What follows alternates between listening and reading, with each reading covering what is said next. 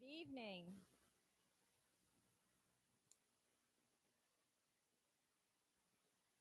I'm Denise Butwell, and on behalf of the League of Women Voters of Litchfield County, I want to welcome you all here this evening.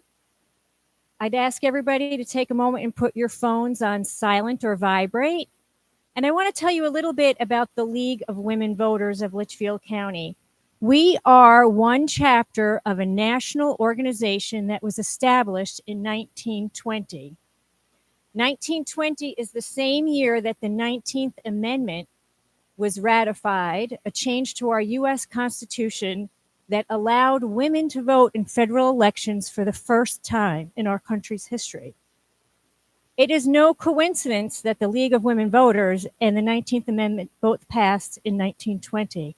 It's the very women that saw their goal of having women have the right to vote come to fruition that established the League of Women Voters and quickly went from advocating for the passage of that legislation to registering new voters and making sure they were informed new voters. And 105 years later, our goal is exactly the same, to register and encourage informed participation in our democracy. And you being here tonight are helping us reach our goal. So thank you very much.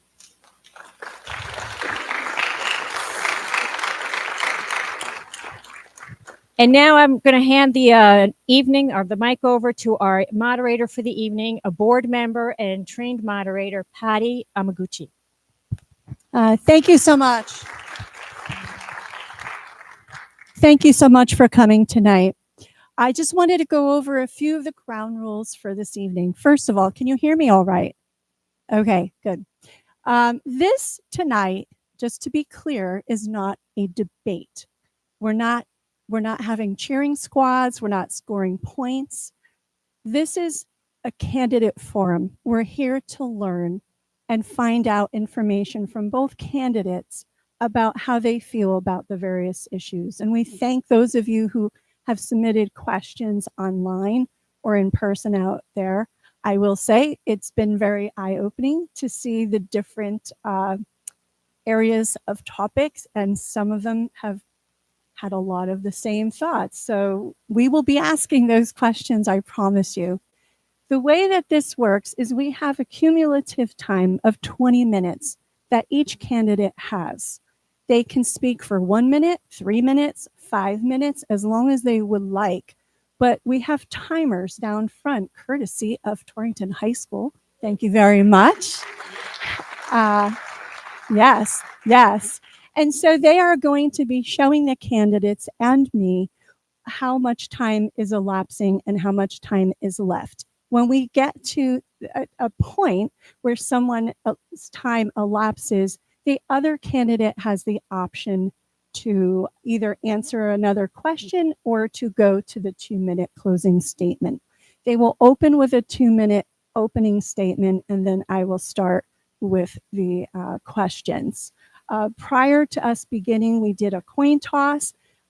Miss Molly Spino won it, so she will be beginning the opening statement first. And your part is very, very important as the audience. I need you all to raise your hand and promise me you're going to be quiet and respectful and show everyone how Torrington can handle even maybe some sticky, contentious issues with the class. I know you can. So you're going to be quiet. At the end of the entire forum, I will let you know when it's time for us to applaud, and we will applaud both candidates at the same time. Because again, this is not a contest or anything of that sort. This is just an informational meeting, and the winners are you, because you will be able to hear what people are trying to say in a respectful way. So is everybody on board?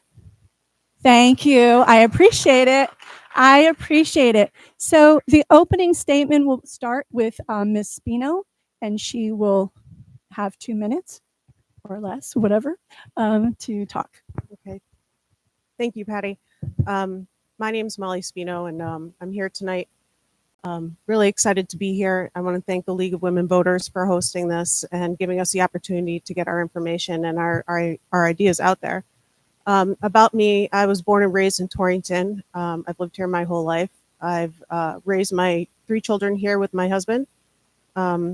Watching them grow up in this community has really strengthened my commitment to Torrington and making it the best that it can be.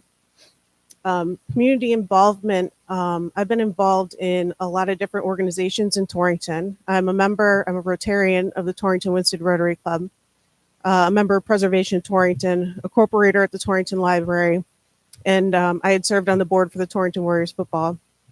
Excuse me, city service, I've served on the Board of Education, the Board of Public Safety, the Economic Development Commission, and currently I serve on City Council. These experiences have given me so many ideas and has taught me so much about our city, about budgets, and ideas of what we can do in the future. And one of the things about me is I've always worked across party lines. I've built very strong bipartisan relationships on every board that I've served on. And bringing that to the city as a mayor is something that I want to continue.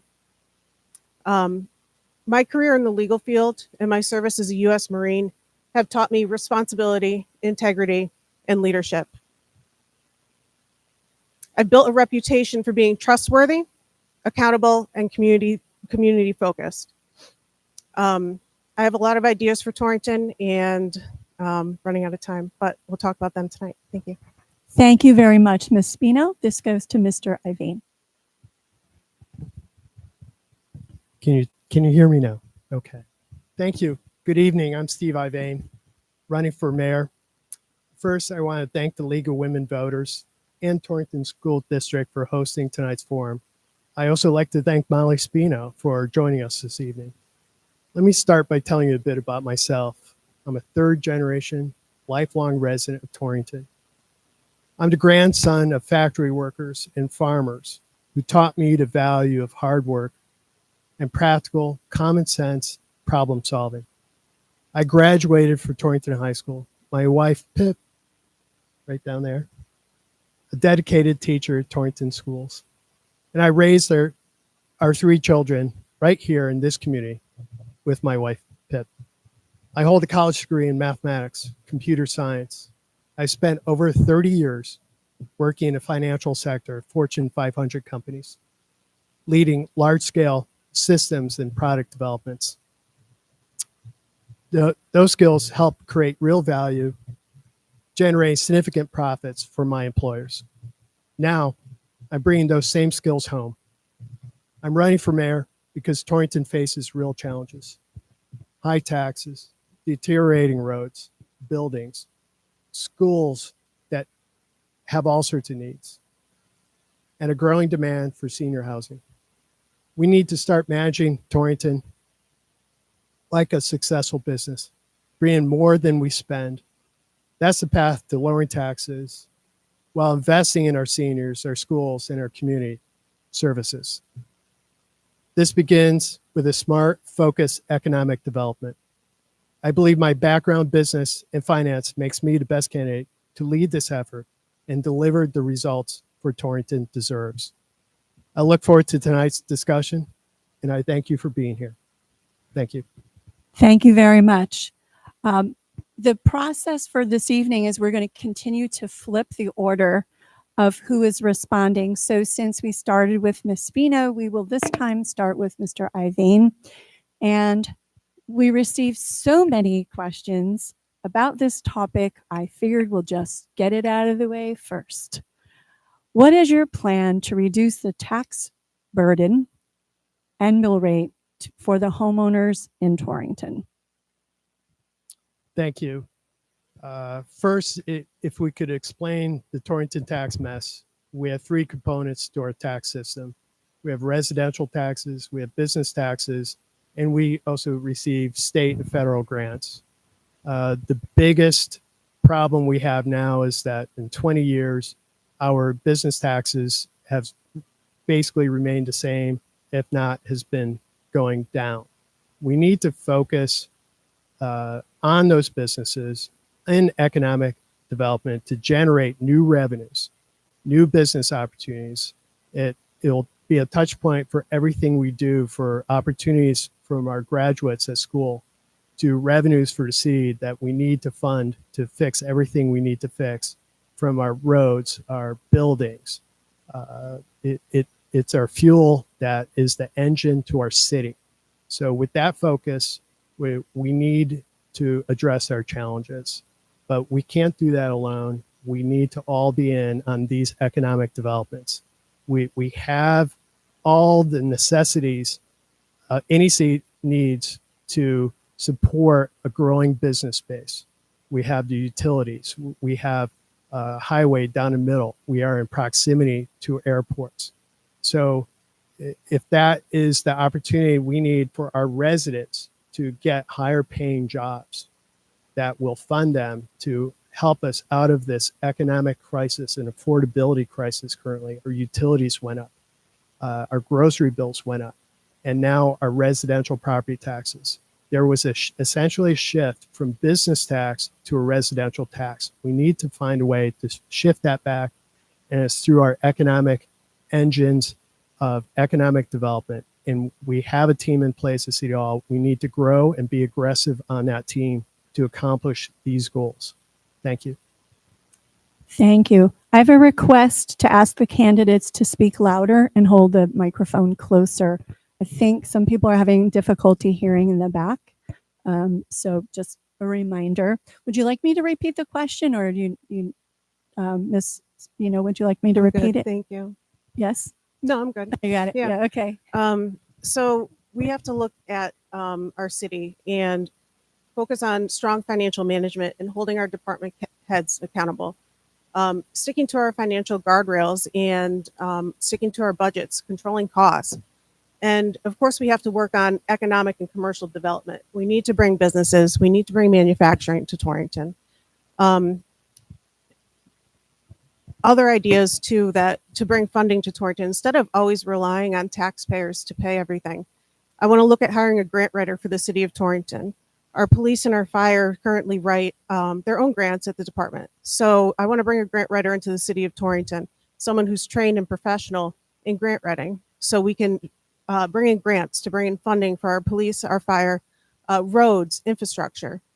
Another thing to address taxes. Recently, there's a Public Act 24-151, the homestead exemption, that was passed this past session in the legislature. One of the towns that's looking into this is New Milford, and this is something that I want to look into too. So what this does, it allows us to do either a 5 to 35% exemption on the assessed value of the houses, and for owners that have the single family houses, owner occupied, and for condos as well. Torrington it's about Torrington's a place where we want to make Torrington a place where families want to stay. And we want to work with our public works, our park and rec departments, and activate our parks, find things and create things for people to do. And that's the other part of making Torrington affordable, is having people stay here. And when we talk about taxes, my goal is to keep the taxes stable. I know how hard people work to afford their homes and their businesses, and Torrington must live within its means. Making promises to cut taxes is dangerous and unrealistic, because it would mean immediate cuts to essential services like our already understaffed police and fire, and capital improvements, things that keep our city safe and functioning. Thank you. Thank you very much. The next question is, how will your administration be similar to or different than the current mayoral administration? And this goes to Ms. Spino. Thank you again. I have my own ideas. I'm a new generation. I have my own thoughts and my own plans on how to run Torrington, and I appreciate what the mayor has done over the past 12 years. But this is my opportunity to come out and show what I can do and work on communication. That's a big thing in Torrington. I go to the doors, I talk to residents, seniors especially. They want more communication in Torrington. So working on building a newsletter and social media presence so we can get the information out there in a clear and transparent way. Thank you. Thank you very much. This question goes to Mr. Ivain. Thank you. Same question, but we need to focus on our business community. That this is right to the heart of the situation.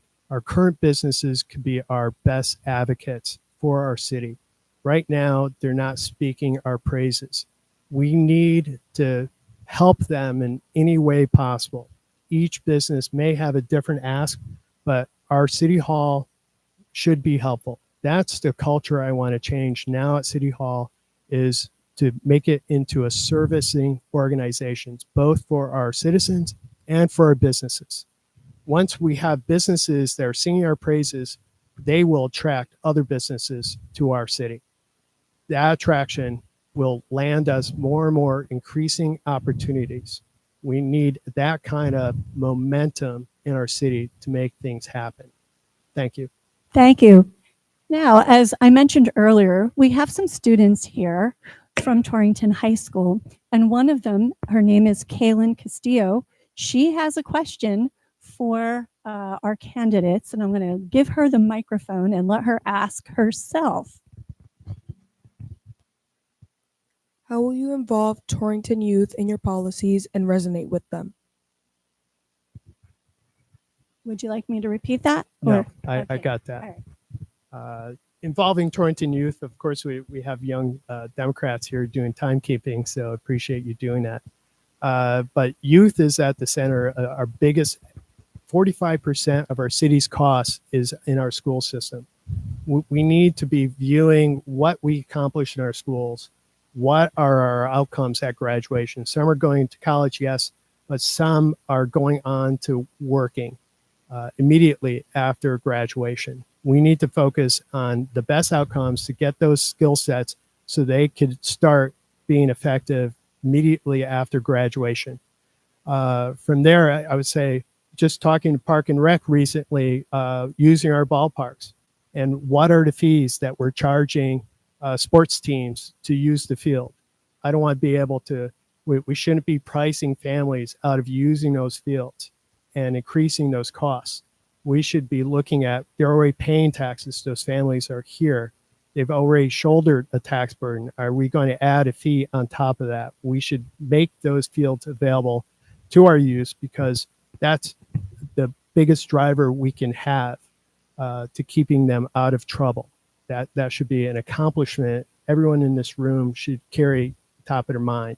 What are we doing for our youth in terms of school opportunities and also youth sports and recreation in general? We need safe streets. When they're walking to school, are they walking on safe sidewalks on their way to our new high school, middle school? So we have to keep that in mind in all aspects for our youth. Thank you. Thank you. Ms. Spino, same question. Sure. Thank you for that question. So last week I had the opportunity to speak at Oliver Wilkett Tech, and I spoke with some of the students afterwards, and they approached me and they asked, how do we get involved in the city? They want to know, how do we volunteer at the soup kitchen? How do we volunteer with other organizations like Fish or Friendly Hands? They want to know how to get involved in the city. They asked me how old you have to be to get on boards. And, you know, it really struck me because we've had a conversation at City Council about getting people to volunteer, and it's so hard, and we've had to condense boards because of it. But we have our youth out there, they are interested and they want to get involved. So engaging them, working with the schools, getting the information out there for them. We have great programs in Torrington with the new high school, working on co-ops with different businesses such as O&G, and getting the kids the experience that they want. A lot of these kids want hands-on learning. College is not for everyone. So looking at opportunities for these kids to learn things out in the community, partnerships with different businesses. Maybe they want to get involved in the restaurant business and partnering with a restaurant downtown. But anything we can do to get the youth more involved and give them something to do, because they really are craving for something to do. Thank you. Thank you. Next question. Torrington has been designated the #1 distressed municipality in the state. What is your plan to remove this designation from our city? And this goes to Ms. Spino. Thank you. So there's a lot that goes into that being called the most distressed city. But economic development is number one on my list. Working with businesses that we already have, creating businesses, working with business developers, creating more things for people to do in Torrington. People need jobs, they need housing, and working with these developers and seeing how we can get them here. You know, I had the opportunity over the past year to meet different business developers, and through that, they've said to me, I love Torrington. When I come here, it's a beautiful city and it's very welcoming. So now what are the next steps? We have to bring them back to Torrington and have them invest in our city and create jobs and businesses and work on that economic development part. Taxes is another part of that. So again, building that commercial base is going to help offset the taxes, especially from what's on the residentials right now. So balancing that back out so we have a balance of taxes between residential and commercial. Thank you. Thank you, Mr. Ivain. Thank you for that question. There are many facets to that scoring methodology that was utilized by the state. It is a gauge of poverty, the age of our housing in our community, unemployment rate, costs to just live in our city. These are all sorts of issues we have to address. It is true, as Molly said, economic development is a driver there. It's about creating those opportunities. They are not created by themselves. They will not just naturally show up and materialize in our city. We have to create that. We have to focus on that. We need an engine that drives that. We need a job skills training program to help them along in building those schools and being active in our community. So to address those problems, we have a wide array of issues to address, but it starts with economic development. Thank you. Thank you. Next question. How would you handle potential ICE operations in Torrington? And this goes to Mr. Ivain first. That's a doozy. So as you see, we could ask for lots of frog suits to go out in public, but seems like those are pretty good videos across our country. But right now we need to take a serious stance on ICE. The state is looking at the warrant issues. That are we obtaining people and putting them in retention without warrants? They're being intercepted at courts for their immigration trials. We need to properly vet this and make sure everyone here has due process. That is key and critical, and our Constitution affords that privilege. So we should uphold those standards, everyone, to be constitutionally minded in this regard. I would ask that the parents, the immigrants here should have a contact plan also in place. So if they're gone, taken away, we need contacts of family members, children, schools, businesses where they're employed, so that they're able to be contacted as necessary. Thank you. Thank you. Ms. Spino, same question. Thank you. So I served our country to protect the right for people to live free. And that principle extends to my service in the city of Torrington as well. People deserve to live free from fear, and I understand that, and I will continue to support policies and practices that support that. But any potential federal law enforcement actions are outside of the mayor's authority, and that's not something I would interfere with as mayor. I support legal immigration. I've spoken to people who have come here legally and are working to get their citizenship, and they share the frustration about those that come here illegally. And it's important we uphold the law. Our police are trained to handle the ICE when they come into the city, and they're trained on the Trust Act. So we have to ensure going forward that our police department continues to serve with professionalism, fairness, and compassion. Thank you. Next question. Connecticut is facing a massive affordable housing shortage, as we also have here in Torrington. It impacts minorities, lower income families, and especially young adults.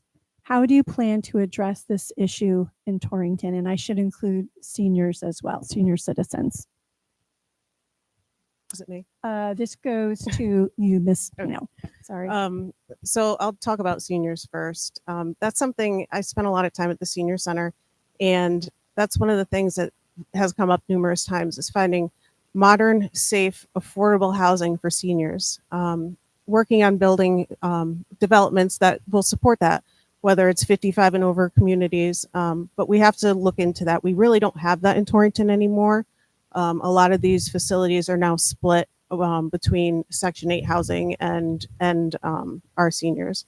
So working with developers again, economic development, working on bringing that affordable housing for seniors to Torrington.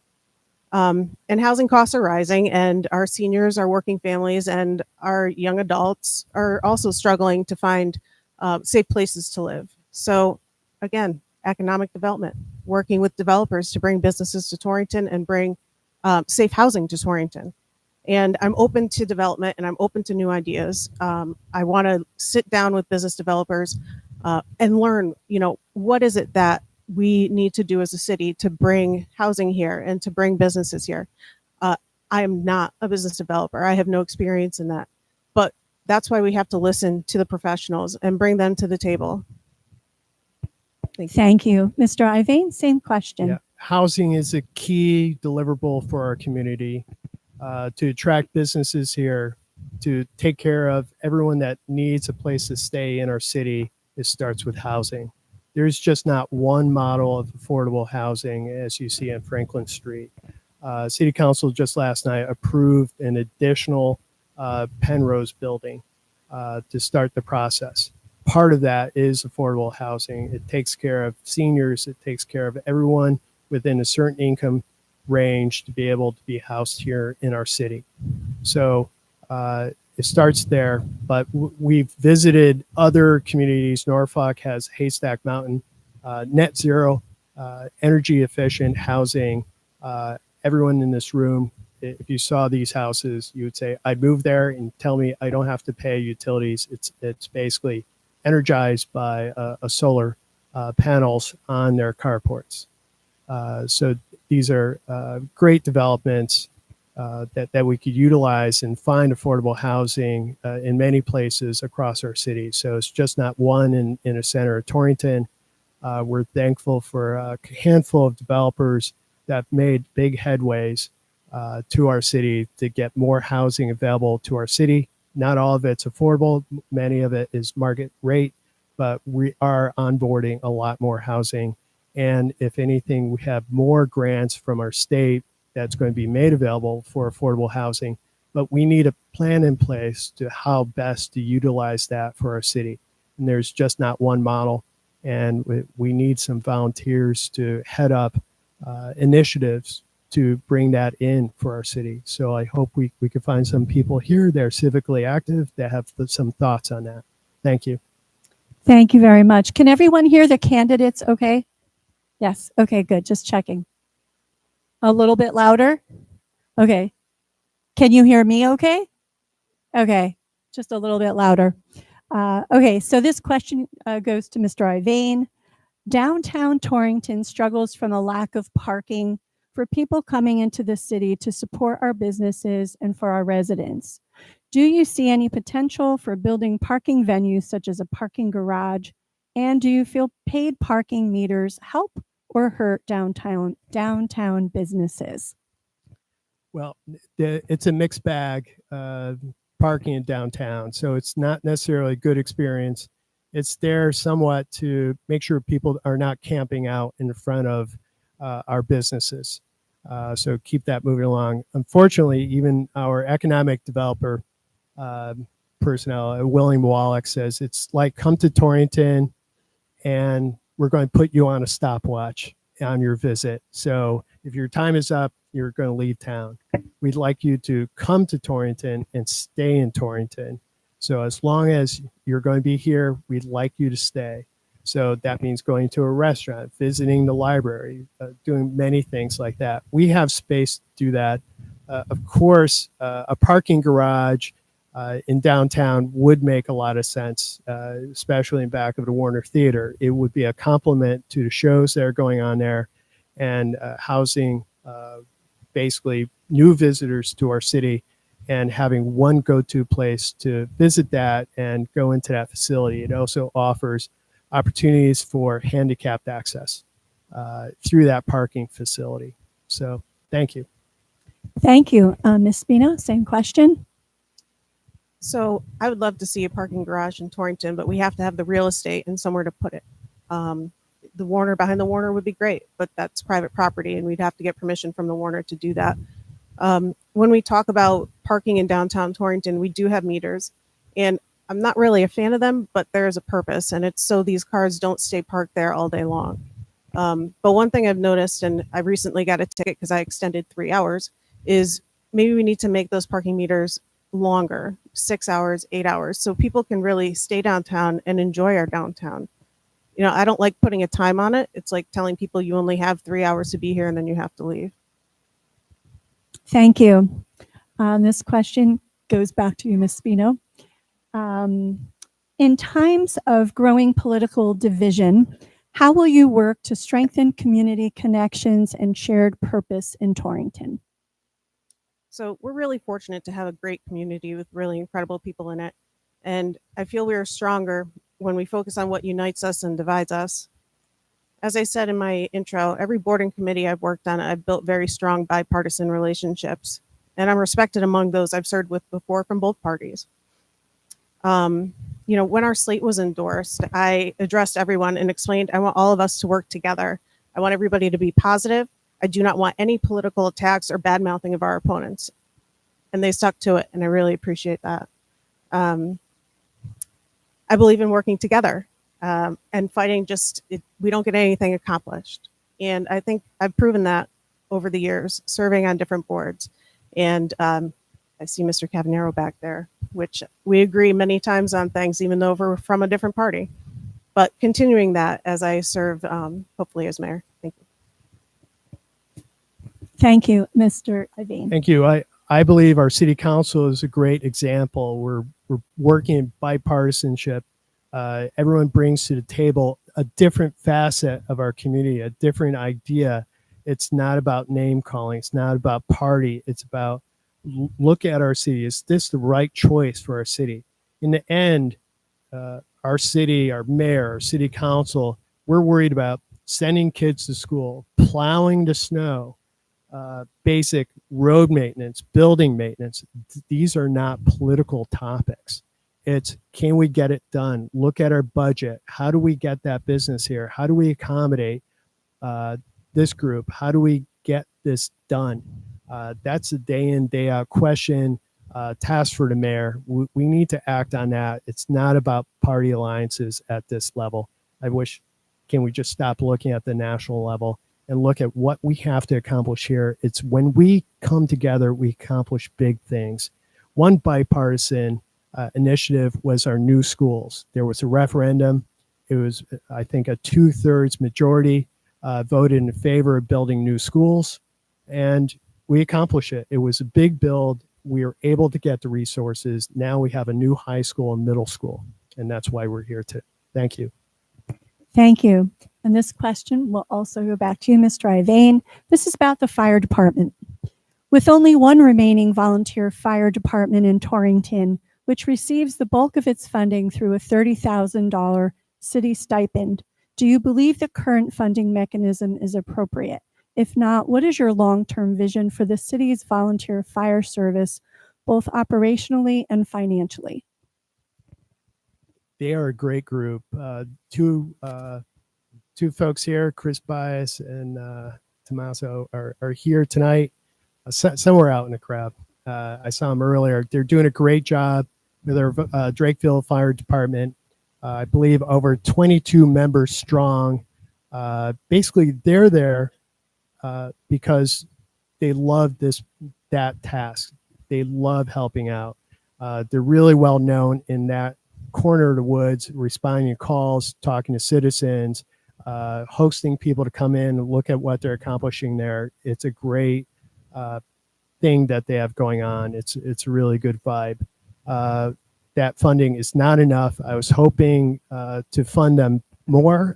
I made some motions at City Council to help them with the funding, restore the funding that was cut during this year's budget cuts. I believe for every dollar that we paid to the Drakeville Fire Department, we save hundreds. So that's a great equation to have on the shoulders of our volunteer firemen. They could really help us out responding, getting training. They've been a good feeder to our professional services. We could continue to do that for our city and make sure we have all the safety equipment and all the equipment that these guys need to make that possible. It's not just guys, it's men and women. Thank you. Thank you. Ms. Spino? So to answer the question, no, I don't think $30,000 is enough. And I've been pretty vocal about that in the past. And I've worked with Chris and Tom, who are here tonight, and they're both volunteers at the Drakeville Volunteer Fire Department. The amount of work that they do and what they've done for the city, they're volunteers and they save the taxpayers a lot of money by responding to calls. And they have 100% response. And we have to do more for them. And as I mentioned earlier, looking at alternative sources for funding and looking at hiring a grant writer that can write grants so this volunteer fire department can get funding for a new fire truck and other equipment that they may need. And, it can't always fall on the backs of taxpayers. We know that we're strapped right now. We know our budget is very, very tight. But whatever I can do to help the volunteer fire department, I absolutely will. Thank you. This next question has to do with door-to-door solicitors, and this goes to you, Ms. Spino. Door-to-door solicitors are out in droves from solar to internet, cable companies, and more. Will you support a do not knock registry for homeowners such as the FCC's do not call registry? Well, yes, I would. I don't know how we would implement that, but it would be something I'd be willing to look into. A lot of people, when I'm out doing doors, there's no soliciting and no trespass signs on quite a few houses in Torrington.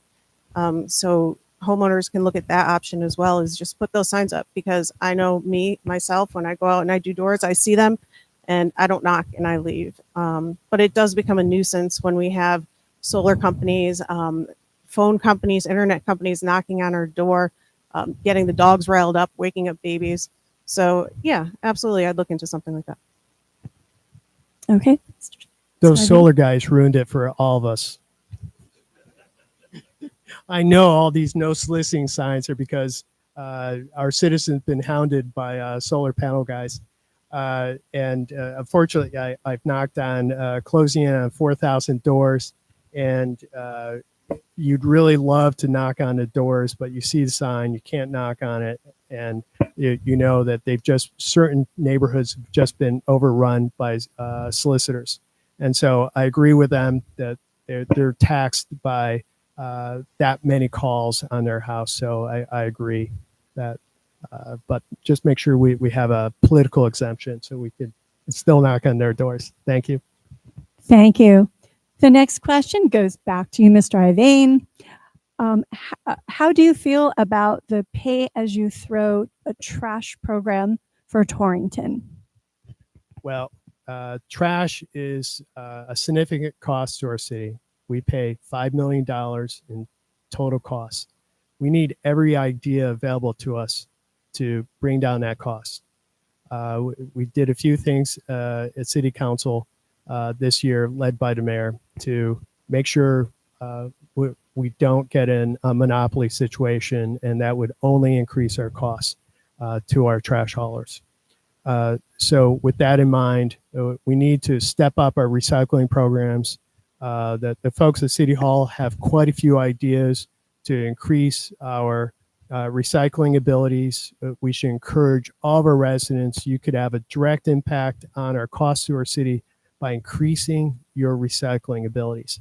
So yes, we need to focus on what is possible, but I think our city needs a door-to-door trash collection ability. Otherwise, it becomes a problem for our city.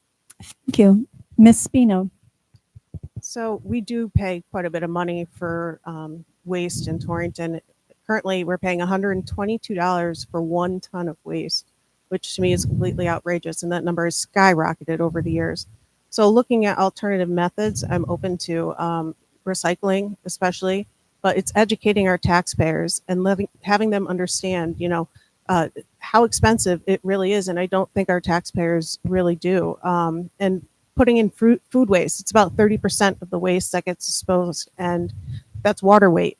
So looking at composting, and, getting the education out there for people so they know that there's other options. But pay as you throw, I don't think that would work in a city, and I would not support that. No. All right, thank you. And this question goes right back to you, Ms. Spino. How would you expand, or would you expand, green energy initiatives such as solar farms in Torrington? Great question. So, solar. We already have over 100 acres of Torrington property that's covered with solar panels. We have solar companies coming in. We have another one looking at property on West Hill Road and developing another solar farm over there. I support solar. I have solar on my own house, but it has to be in the right places. And for them to continue to purchase this land, it's good farmland, developable land that we can use for businesses and residential properties possibly in the future. I'm completely against it. And I've advocated before at City Council and written a letter recently for the West Hill property in order to, try to stop this from happening. But unfortunately, the city of Torrington doesn't have too much say on these solar farms. It's a decision of the siting council, which is overseen by the governor. This past session, our local legislators tried to pass a bill that would allow municipalities to have a seat at the table at the siting council. But unfortunately, Governor Ned Lamont said absolutely not, and if it comes over his desk, he'll veto it. So it's really unfortunate to hear that, because I believe my opponent and I both agree that there's too much solar in Torrington, and we have to do something to start saving our land. All right, thank you. And Mr. Ivain? Well, I'm in agreement with Molly. Solar has been a problem for our city. It's the taking of our forest land and agricultural lands. If there's no farms, there's no food. We have to be careful about that, where the placement is. The siting council has not been a good experience for us.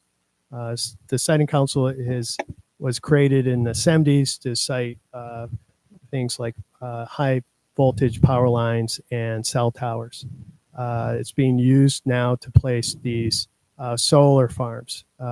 And I would tell you, it's taking pristine land away from farmers. And we already saw immediately the price of hay going up. It becomes a stress point. It's a bad experience for area residents having industrial installation right next door to them that hums 24/7.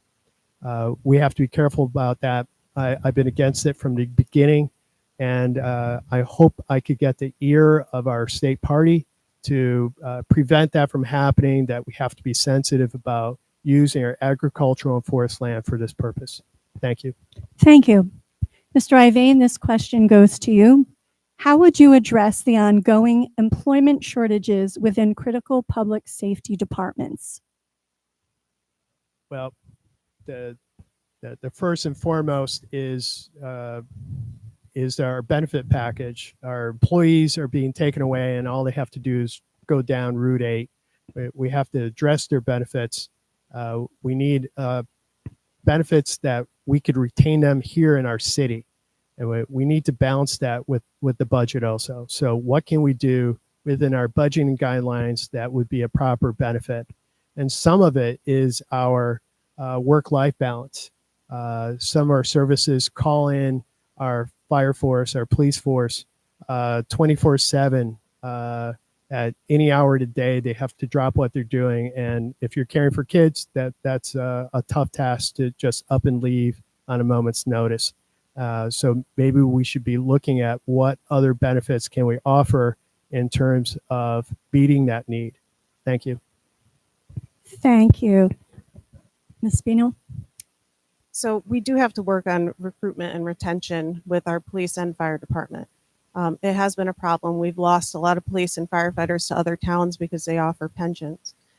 We do offer a very competitive and strong benefit package. We do an 8% match on 401as, and but I'm open to looking into additional options and benefits. Maybe we raise that to 10%, but we have to do something to keep our police and our fire here, and something to get quality candidates into these departments.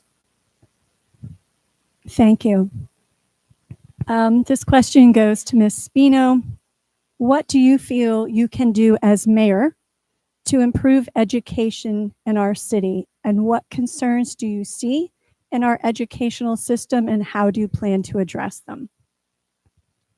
So the big thing with education on the city side currently is that I feel there's a lot of broken relationships, especially between city council, board of finance, and the board of education. So we have to fix those relationships first, working with our superintendent and our assistant superintendent, our board of education, and fixing those relationships so we can all sit at the table and have a civil discussion on what is it that the education department needs in our city, and for them to understand what we need as a city as well. We have a very tight budget, and asking the taxpayers to continue to pay more isn't always the option. So they need to be on the same page with us. They need to understand what our needs are as a city, where we have to spend money, whether it's infrastructure, our police, our fire, our public works. And we need to understand as a city, what is it that the Board of Education is asking for? Is there alternative funding methods for some of the things that the Board of Education needs, whether it's state grants or federal grants? Thank you, Mr. Ivain. Great. On many fronts, some of it is a miscommunication. We could do a lot better. Let's have smaller groups meet, come to agreement. How do we manage things like healthcare policies, employment policies, a lot of fronts like that. Let's meet and help have our school understand our tax situation, that we can't do it all in one immediate go, that maybe we should be planning it out in stages, that we can accomplish that, but just not immediately in one fell swoop to add that expense to our budget. Thank you. Thank you. This question goes right back to Mr. Ivain. The question says, I am concerned about the number of group homes for former inmates who are moving to Torrington after being released from prison. How can you reassure us that our families will be safe from violent criminals with these backgrounds? My understanding is our police force has that highly monitored, so they're not simply released to the public, but there's strict check-in, check-out policies and compliance within these halfway houses. Thank you. Okay, Ms. Spino. Our police are aware of where all of them are, and they do have an extra presence in those areas when needed. They're aware if we have a criminal coming just out of jail that somebody's very concerned about. I know that was something that recently happened, and without going into details, it was very disturbing. But our police were aware of that, and they do monitor those Section 8 houses, or I'm sorry, the halfway houses as much as possible, and they spend a little more time in those neighborhoods. Thank you. The next question is regarding appointments to commissions such as the Parks and Rec Department and term limits. The question is, the official Torrington website indicates that term shall be 5 years, but we have members who have been serving for 20 years. How do you feel about this, and do you propose to do anything to change this? I applaud the members that stay on for 2 decades, and I think we have our Park and Rec chairperson on almost 3 decades. So they are very experts in that field. If anything, I want to enable them to do more. I appreciate their years of service. If anything, we're struggling to get qualified candidates on most any of our boards, and we need to be able to attract more people to be involved in our city. It doesn't necessarily pay, but we need your help. It doesn't happen alone just by elected officials. It happens by the dozens of boards and commissions that we have throughout the city. Thank you. I think it got flipped around, but Go ahead, Ms. Spino. Sorry about Um, that. Our Park and Rec Commission, how it works, they have 5-year terms, and every year each one of their terms is up. So we rotate those out. We have some members that have been on there a very long time, but I don't think it's a bad thing. They have a lot of knowledge. They have a lot of past background experience serving on Park and Rec. So they know what works and they know what doesn't work. We do have people though, and I've heard from a couple that are interested in serving on Park and Rec, bringing in new ideas, a fresh perspective. And that would be a conversation we'd have to have with those members and see if it's something, if they're ready to retire, or if they want to continue serving. And if they want to continue, I do support that. All right, thank you. This will go back to Ms. Spino. How would you address the issue of homelessness, and are there specific strategies you would use to reduce homelessness and assure proper care and safety for the unhoused in the community? So homelessness is not a Torrington problem. It's a Northwest Connecticut problem. It's a regional problem. It's a statewide problem. So we have to work with our state to provide wraparound services that include jobs, permanent housing, mental health services. But I also think it's important that we start focusing on our residents that need help. We have over 50 homeless residents just in the city of Torrington that are our Torrington residents. And ever since COVID, communities have been relying on state funding for these shelters. And the problem with that is that puts us in the 211 system, which means when somebody needs a bed, doesn't matter where that open bed is, they get transported there. So we're bringing in and we're helping residents from other towns. And I want to see us start focusing on taking care of our residents in our city. Looking at alternative sources of funding, our opioid settlement funds, that's a great way that we can start using those funds to help our homeless, and working with the Northwest COG and the other towns, because again, this is not a Torrington problem. This is a Northwest Connecticut problem, and working with our COG and getting funding from their towns as well to help support the homeless community in Torrington. Thank you. And Mr. Ivain? It's a growing problem, homelessness. We see it growing in double digits annually.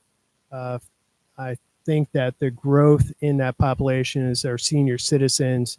They're most at risk. That's a sad story. We have to care about our community, our residents, and we can start. We can't cure it in the 1 minute I have left on my time, but we need to look at our housing. It starts with housing, affordable housing for all of our residents. It starts there. You add in social work and behavioral health, and that would be a way to reduce the homelessness by 33% if done right. That's only the starter set. So we need a lot more to go on than that. Thank you. Thank you. It looks like we have time we still have 30 seconds left. So we're gonna make the best use of it. Speed rounds. This is going to go to you, Mr. Ivain. What strategies would you implement to address the significant road infrastructure challenges in Torrington? And how will you effectively communicate project updates to residents? We need to look at the timing of those projects, how they're implemented. I think one thing that threw our city off kilter was the state came back a second year to redo Route 4, and that coincided with our Midget Avenue project. Midget Avenue probably took too long, went from 6 months to, it should have been 6 weeks, went to 6 months. We could have done a lot better on that front. And let's time it so that people from one side of town can actually drive through town. Thank you. All right. So Mr. Ivain's time is up, but we're going to let Ms. Spino respond to this question, and we'll see how much time you have when you're done. Thank you. So in Torrington, we've completed over 50 miles of road work. We bonded for that. It cost $40 million. So we still have a lot of roads in Torrington, over 100 miles of city roads that need to be paved. So I don't want to continue to put this on the back of the taxpayers. So again, working with our state, our DOT commissioner, and how do we get state and federal funds into Torrington to help with these roads? In addition to that, we have to hold our utility contractors accountable for the work that they do. We have these beautiful new roads that get paved, and then a couple months later, we have Eversource coming in and digging it up because Maybe it's an emergency or somebody decides to put a new gas service into their house. So when they patch these roads, though, they're not doing a great job. So we have to hold them accountable and make sure that Eversource is coming back out here and fixing these roads as needed. The other part of this is the communication. So I get frustrated driving around town just like everybody else does. And I serve on city council. And even as a city council member, I don't know what roads are open and closed. So we have to have a clear and transparent plan that we put out to the public, whether it's a daily post, weekly post, putting out newsletters. So those who are not on social media are able to know when these road projects are, where the detours are, and how do they get around it? Because it is very frustrating when you think about going somewhere and then you get stopped and you're sitting in traffic for 20 minutes. But the other part of that too is we have our small businesses that are along these routes. High Street was one last year, and our business owners, Dina from the store, had a very difficult time keeping her customers and attracting business because of road work. We have Midget Ave being done, and La Monica's and Lily and Vine. So I've worked with our public works department and proposed that we put together a way to help these businesses. And it's not perfect, but it is a new idea where we put up clear signage that shows exactly where these businesses are on detour signs, so people know how to get there. Because a lot of times when you drive these roads and you follow these detours, you don't know how to get to these businesses unless you're a city resident. So when we have people coming out of town and using our roads and say they want to go to Lily and Vine, they don't know how to navigate all those back roads in order to get there. So putting up clear signage, that way people understand and know how to get to the businesses. And hopefully that will help our businesses keep some of the business during road work when it's being done. Thank you. And how much time do we have left for Miss Spino? So we have 21 seconds. All right. 21 seconds. Would you like to take another question, or are you ready for your closing statement? I'm ready for a closing statement. I think Okay, it's so the important that Steve closing and I answer statement these. is for 2 minutes, and we will start with Miss Spino. So, like I said when we started, Torrington's my hometown. I was born and raised here. We've raised our family here, our 3 children. We built our lives here, and we've really invested in this community. And I love this city, and I'm committed to making it the best it can be for everybody. Over the past 6 months, I've met so many residents across Torrington. And I've listened to their concerns and ideas. I've listened to what matters most to them. And these conversations have inspired me and reinforced my commitment to serve. Leadership is about being present, listening, and acting with integrity. As mayor, I work closely with our boards and our residents and ensure everybody's voices are a part of the decision-making process. I want to make sure that City Hall is open and approachable and accountable. I'm committed to bringing our community together. I want live updates and host Q&A sessions, volunteer opportunities, and making those more public so people know that we have vacancies on boards, and working with our nonprofits and getting the opportunity to help them. Programs that engage young people and seniors and everyone in between.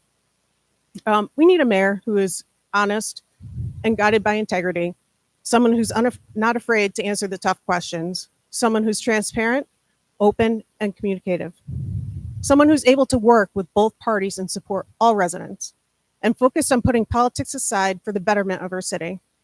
My goal is simple: to make Torrington stronger, more connected, and more vibrant, where we have your trust, and I hope we have your trust and your vote, and we can build a city where everyone has a voice, everyone has a role, and everyone feels proud to call Torrington home.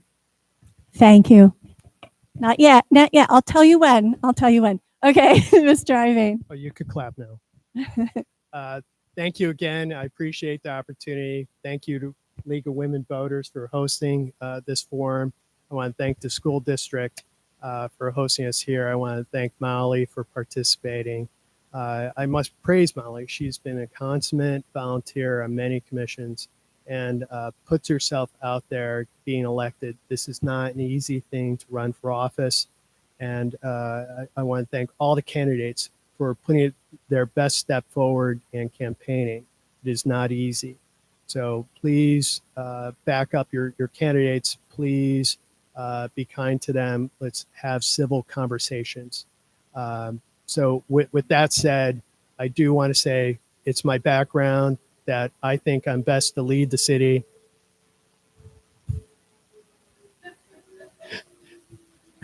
Just Okay, that's me getting revved up. So we're going to cut right into it. So my background is finance, 3 decades there. I hope to bring that to the forefront when we focus on the economic engines of our city, which is right in our economic development department. But it just doesn't end there. We need every department to be on board. We need groups that are enabled, empowered to act on behalf of our city. We need a community that cares. We need a city hall that cares. We need a city hall that is service oriented, that when a business brings them a problem, they will respond. They will act in the best interest and just move that forward to help people throughout our city. Our businesses can advocate for us, and we should enable them to do that. So I hope I could be that candidate for you. Thank you for voting. Early voting has already begun this Monday. thank you very much. So, first of all, I want to give you, the audience, a hand because you've been amazing. I know how hard it is to sit in total silence for an hour, but you did it, and we are so proud of you. So, a hand to our audience for being awesome. Awesome. Everybody benefits when we can all hear what they're saying and respect each other. This has been terrific. So I want to thank a few people before we go ahead and applaud for our candidates here. I want to thank our volunteers, Marianne Poinelli, Judy Armstrong, Margaret Hunt, Meredith Penfield, Charlotte Jones-Voigtlis, and Judy Armstrong. I also want to thank our students from Torrington High School, Ella Lee, Nathan Pepler, Jack Bessinger, Kaylin Castillo. Thank you, thank you, thank you. You guys were amazing. And the staff at this school, in this school system, they have been incredibly supportive, helpful. Tara Minnerly from the high school, Josh Michelson, thank you. IT, he's here as a volunteer, by the way, on his own time. How cool is that, right? Dean Barth, the custodian, cleaned this place up, the bathrooms, everything. He did an amazing job. He met with us yesterday, got everything set up. Thank you, Dean and Lauren Howard. Thank you so much. Okay, now let's give them a huge round of applause. Yes. Yes.